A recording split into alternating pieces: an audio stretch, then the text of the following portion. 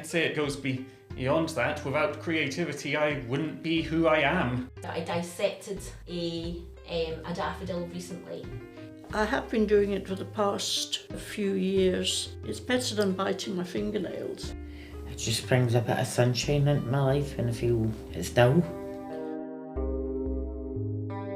Hello. Hello. Hello. Hello. Hello. Hello there. Welcome to the Flourish Voices podcast, made by members of the Flourish community. Hi, how you doing? Hello. Hello, hello.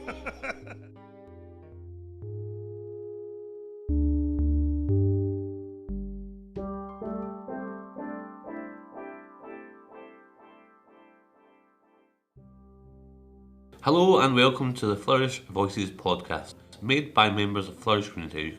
You can find us here in the GAMH Community Hub. We are part of the Glasgow Association for Mental Health and are a mental health recovery community. This episode we decided we'd like to have a wee chat about one of our community's most abundant qualities, creativity, the different forms it takes, the way it brings us together and why it is the key for recovery. This episode is made up of conversations between our members. Typical when people think creative, they think artistic.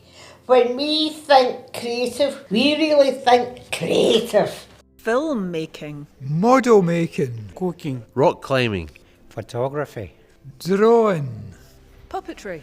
mosaics, chatting, Lockpicking. parenting, musicians, storytelling through sculpture, poetry, Delightful soup. Medieval juggling bingo balls. A bit of party. feng shui. creating a cup of tea. That was a lovely long list, but what does creativity actually mean? It's thinking of something new and unexpected. Inventiveness, dreaming up something. A release? Doing something that's enjoyable and productive. Creativity is a way of being in the world, being engaged and inquisitive, playful. That spirit of working around something, of being kind of a bit more supple in how you engage with things, that's creativity too. Problem solving. In the broadest of senses, is a form of expression and come to life. What do we get out of being creative? Why is it a skill worth cultivating?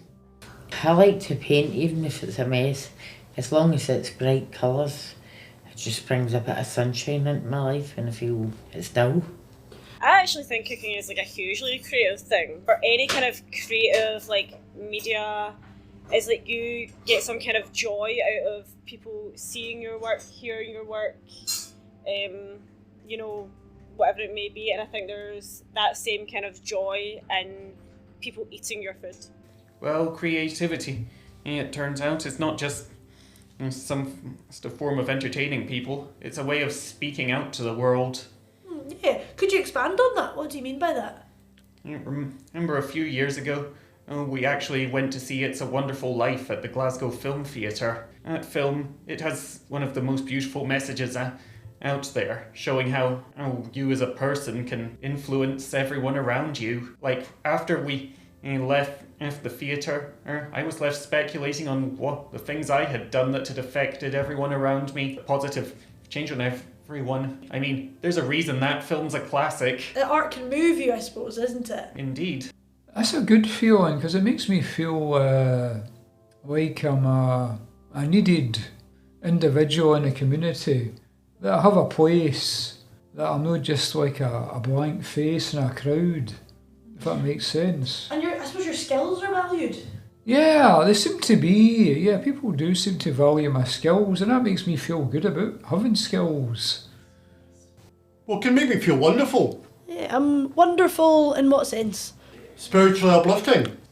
It's in some ways creativity is life, and the opposite of creativity is being stagnant, and it's a sort of deadening of a person. And I think sometimes mental illness can feel like a deadening. What do you think a world without creativity would be like? Horrible. Horrible. In what sense? Well, there'd be nothing to look forward to. In recent years, there has been much research into the benefits of creativity for mental health recovery. In 2024, the Health and Social Care Alliance produced a paper called Developing a Picture of Creative Engagement in Anti-Stigma Work. Here are some snippets that jumped out to us. The benefits of the creative process include increasing participants' self-confidence, creating a peer support space where people could build connections with one another, and creating a common ground. Creative engagement can help broaden, deepen and transform conversations, particularly on complex and difficult subjects. Because literacy skills are not required for most forms of creative engagement, it can be a more accessible way for participants to connect and share experiences without sharing a language. Creative engagement can provide people with the tools to share their stories in the way they want to share them. We could see a lot of this reflected in the conversations we had here at the Hub. Many people in our community recognise the connection between creative expression, recovery and community. Here's what they had to say.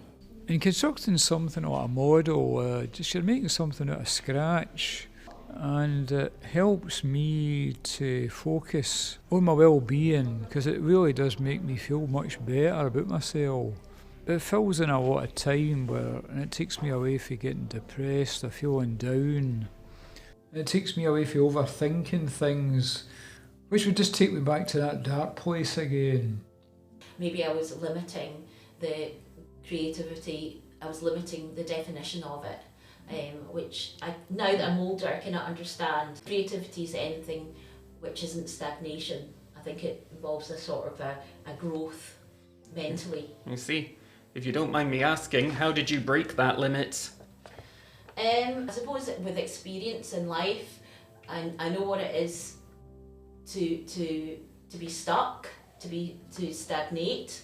Unfortunately, that is an experience that I've had. Most humans have it, and I know when I'm not stuck, and when I'm not stuck, and when I'm in the sense of flow and engaging with the world and with others. I know how that feels. It feels a lot better than the opposite, which is stagnation. How does doing creative things make you feel, and how does that help with your health? It makes you feel as if you're contributing something. It makes you feel energised, and you take that spirit of energy out into the world and outside the walls of the hub, and it gives you sort of like a momentum, because that's the thing about energy, is it kind of starts that process like a rolling ball. Like a ball rolling down a hill? Like a ball rolling down the hill, it kind of like the momentum escalates and takes you with it. Some people see creativity as a survival skill, more than just like a pastime. Do you think that's true for you, Anne? Definitely true. It sort of defines who I am. Tell me more. I just love everything bright, and I try and see the sunshine round about me. If anybody's dull, I look round about me to see bright colours, and then it just picks me up. So does it make you feel more alive? And yes, it certainly does. Whereas if I do dark, it makes me feel even more depressed. But bright makes me feel a bit more happier and jolly. It's quite a mindful activity, because it involves quite a lot of repetitive actions, so it's quite soothing. I think that's the thing. Boring, but in a good way, because you're just doing all you're concentrating on is cutting out and gluing, and then you do it again and you do it again, and it's kind of like quite a mindful activity. Like for me, one of the problems that I have is that my mental illness leaves me feeling quite limited and rigid and small. Creativity, I kind of like forget all that for a moment, or the period when I'm doing something, and you kind of like put yourself aside. So that's why I always think that it's like you're getting out of your own way in the best sense. The most important thing for me is maintaining an outward focus. When my attention drifts inward, I become preoccupied with negative thoughts, usually how much I hate myself, followed by questions about why I should continue. As a result, I've learned that I need something that consistently pulls my attention away from myself. The problem is that not many activities do this effectively. Everyday tasks like household chores don't demand enough attention. I can do them on autopilot, so my mind still has too much space to wander. Creative activities can often help. Perhaps it's because creativity is not something that comes naturally to me. It requires a real, conscious effort. When I create something, I might begin with a rough idea, but I rarely know where I'll end up. This process involves solving problems and making decisions along the way, which keeps me engaged in a way that routine tasks simply don't.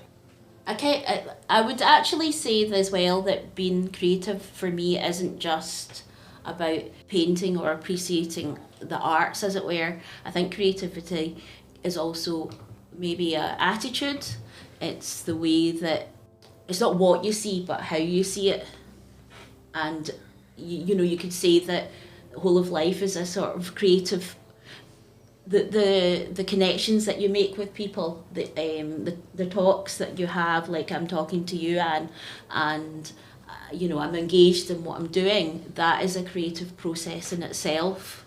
But I think everybody must get a little thrill if somebody says, "Oh, that's very nice," or even if they just say, "Oh, well, maybe if you do this, that and the other," and help them to improve it a little. For myself, Catherine, I like being around other people that suffer mental health because there's a great understanding. So even though I'm nervous and you see the creativity, it brings out the best in me. And you quite often lead the art group. How does it feel to be able to share your creativity with others? It feels satisfying because I feel as if I'm passing on some knowledge to other people, and it's helping people have a better day as well, and it helps me to cope with my life as well. It makes me feel very satisfied that I'm achieving something positive in the community. And yeah, I've made a few films since I started coming here, and I think the first one I made especially was crucial to me being able to feel like I belonged with this community. I think I feel as though I'm not very good at being social and fitting in, so being able to contribute something to that community to sort of prove that I have a space within it, I think it felt very important. And I think that I continue to make things, whether it is movies or working on this podcast or anything else, is because it proves that I have an existence within this sort of space. I don't think that I would be able to assure myself of that without the creative outlets. I do feel a sense of purpose, I would say. A sense of purpose, and then also be connected with people there, because a lot of the time I feel like I'm really isolated, and that's the worst thing. Well, I mean, for me personally, it helped me to basically survive, I would say, because I feel I wouldn't really exist if I was not able to express myself creatively, because it's like being like a ghost, basically. From the same 2024 Health and Social Care Alliance report, one participant noted that the idea of creativity is posh and not for everyone prevents people from benefiting from these expressive tools. Many interviewees spoke about how creative spaces can be seen as elite or exclusionary, and that opening up these spaces can be very powerful. Glasgow is thought of as a creative city, even listed as one of the top cultural cities in the UK. However, in recent months, some of the facilities that widen access to the arts here have come under threat. Trongate 103 opened in 2009 as a former warehouse converted into a not-for-profit arts space. Today it houses Project Ability, the Glasgow Print Studio, Street Level Photo Works, Sharmanka Kinetic Theatre, Transmission, and the Glasgow Project Room. Our art group regularly visits the free exhibitions hosted in the building, and many of our members attend Project Ability, an arts community for people with learning disabilities and mental ill health. Unfortunately, today accessible projects such as those housed at the Tron Gate find themselves under pressure. Faced with the threat of relocation after being told their rent had increased by as much as 4 times and additional uncapped maintenance fees. Here's our member James speaking about the importance of places like Project Ability. Well, I think Project Ability is a good resource for the City of Glasgow because it's a nice, friendly, open plan space where you can come in and you can do artwork on any level that you're comfortable with. I mean, you can go along as a beginner and you all get advice from one of the staff and where to start, and they're good with materials and stuff like that. And plus, it's good socially as well. I mean, you can talk to other people that are doing arts and crafts. Somebody was talking yesterday about there isn't actually anything else quite like it anywhere else in Britain, which I was quite surprised at. I think there should definitely be more places like it. My favourite thing about Project Ability is I get to draw like big A2 drawings. Project Ability is easier because I've got a big table to sit on, and I'm next to a big window and the sun comes in and I've got plenty of light. It's a place where I can get access to resources that I wouldn't get normally anywhere else.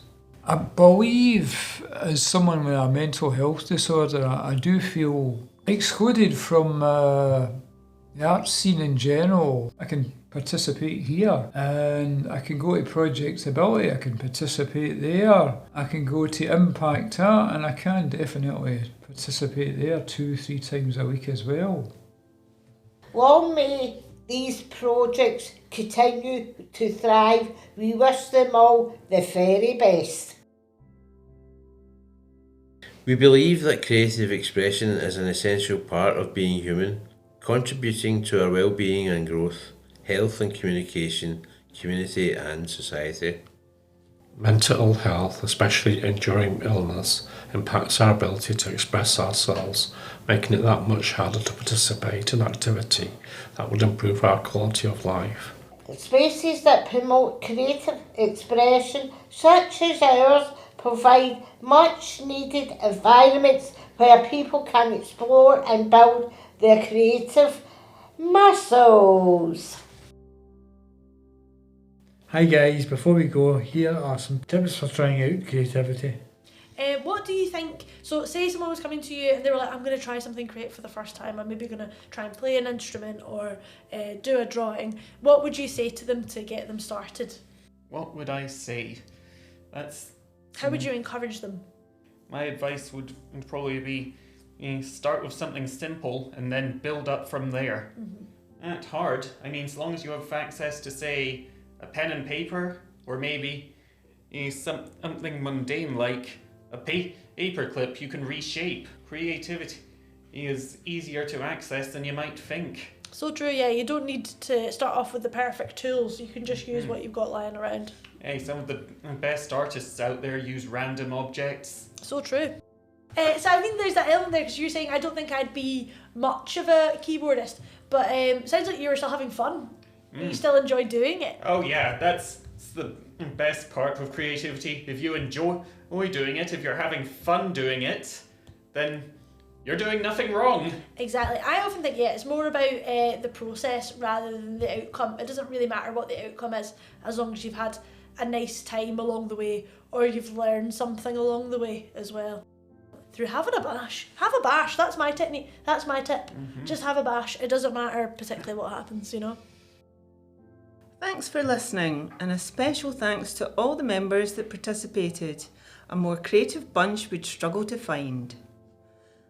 The Flourish community is a part of Glasgow Association for Mental Health. You can find us in the GAMH Community Hub. Please tune in for our next episode that will be coming in the next few months.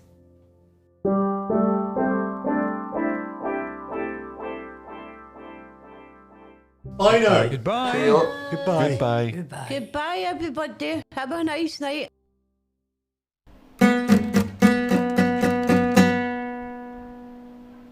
Thank you very much.